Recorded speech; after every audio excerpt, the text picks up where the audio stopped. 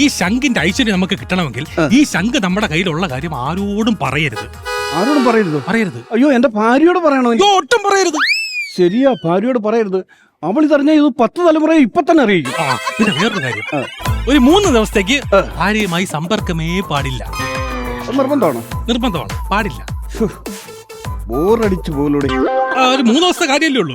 പിന്നെ വേറൊരു കാര്യം, ഈ ശംഖ് നമ്മുടെ കയ്യിലുള്ളപ്പോൾ നമ്മൾ എന്തെങ്കിലുമൊക്കെ പുണ്യകർമ്മങ്ങൾ ചെയ്തുകൊണ്ടിരിക്കണം. നന്മകൾ ചെയ്തുകൊണ്ടിരിക്കണം എന്ന് വെച്ചാൽ ഇപ്പൊ ഉദാഹരണത്തിന് ഞാൻ പറഞ്ഞില്ല, ഈ 500 രൂപ, 500 അങ്ങ് തന്നാൽ ഒരു പുണ്യകർമ്മമാണ്. സത്യം പറയട്ടെ, എന്റെ ഇപ്പൊ 500 ഇല്ല. നീ ഒന്ന് കറങ്ങിയിട്ട് വാ, ഒരു 2 മണിക്കൂർ കഴിഞ്ഞ് വരാമെങ്കിൽ ഞാൻ ഈ പൈസ റെഡിയാണ്. ഉറപ്പാണ്? ഞാൻ സംഘടിപ്പിച്ച് വെച്ചേക്കാം. അവളുള്ളതുകൊണ്ട് നമ്മളെ കണ്ണുപിടിച്ച് പറയാൻ 2 മണിക്കൂർ കഴിഞ്ഞ് വന്നാൽ നിനക്ക് പൈസ ഇവിടെ റെഡിയാണ്. ശരി. അപ്പൊ ഈ പറഞ്ഞ സംഭവം കറക്റ്റാണ്. കറക്റ്റ് അല്ലെങ്കിൽ ഈ ശംഖ് തിരിച്ചു തന്നേക്ക്. Okay okay okay okay. അതെ, ഈ മറ്റേ പറഞ്ഞില്ലേ പാടില്ല.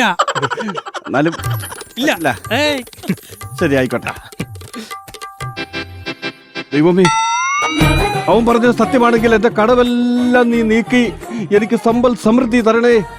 എന്റെ വലമ്പിരി ശങ്കേ, ഇത് അവള് കാണാതെ എന്തെങ്കിലും കൊണ്ട് ഒളിപ്പിച്ചു വെക്കണം.